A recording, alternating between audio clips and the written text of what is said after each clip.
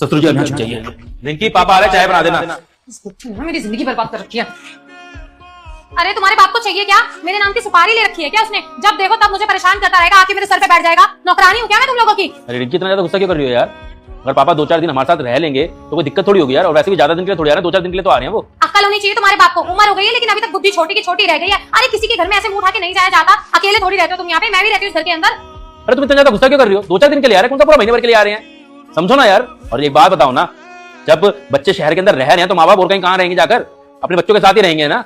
तुम्हारे बाप की उम्र हो गई है, पैर कब्र में लटके हैं, फिर भी उसको चैन नहीं है। अपनी लंगड़ी टांगों से कभी इधर भागता रहेगा, कभी उधर भागता रहेगा। तो एक काम करो, उसको ना किसी फुटपाथ पे बैठा दो, घूमता रहेगा ना और भीख मांगता रहेगा, कमाई भी हो जाएगी थोड़ी। और मेरी एक बात कान खोल के सुन लो, तुम्हारा बाप इस घर में आया ना, ना तो मैं उसके लिए कुछ खाने के लिए बनाऊंगी, ना कोई उसका स्वागत करने वाली हूँ। 2 गालियां देके और भगाऊंगी घर से बाहर, समझ आई? और मैं तुम्हारी बीवी हूँ, किसी की नौकरानी नहीं हूँ, समझ आई? तुमसे शादी करी है, तुम्हारे घर वालों के लिए करने के लिए नहीं करी, तुम्हारे करने के लिए करी है।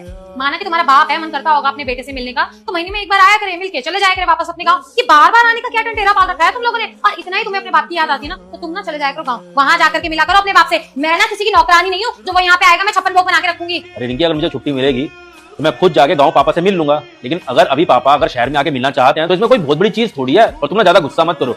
गुस्सा तुम करते हो तुम्हारी तबीयत खराब हो जाती है, मुझे नहीं अच्छा लगता यार। छोटी सी बात है, तुम इतना बड़ा मत बनाओ इस चीज को।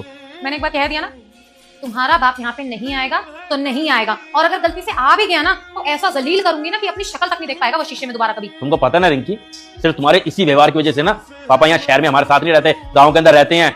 तुम इस चीज की वजह हो। पर एक चीज बताओ, अगर वो गांव में रहते हैं, अगर 2-4 दिन यहाँ पर आकर रह लेंगे हमारे साथ में, तो कौन सा पहाड़ टूट पड़ेगा यार? तुम तो बहुत ज्यादा ही बदतमीज होती जा रही हो। अरे मैं गांव से दूर यहाँ शहर में बसने के लिए इसलिए आई थी कि यहाँ सुकून से रहूंगी, अपने पति के साथ चैन से अपनी जिंदगी बिताऊंगी। वहाँ उन बोझों के लिए काम नहीं करना पड़ेगा, मुझे उनका खाना पीना नहीं करना पड़ेगा। यहाँ बस अपना और अपने पति का करूंगी। लेकिन नहीं, तुम्हारे बाप से देखा कहाँ जाता है कि हाय मेरी बहू चैन से रह कैसे लेगी, मुंह उठा के बार बार यहाँ पे आ जाता है परेशान करने के लिए।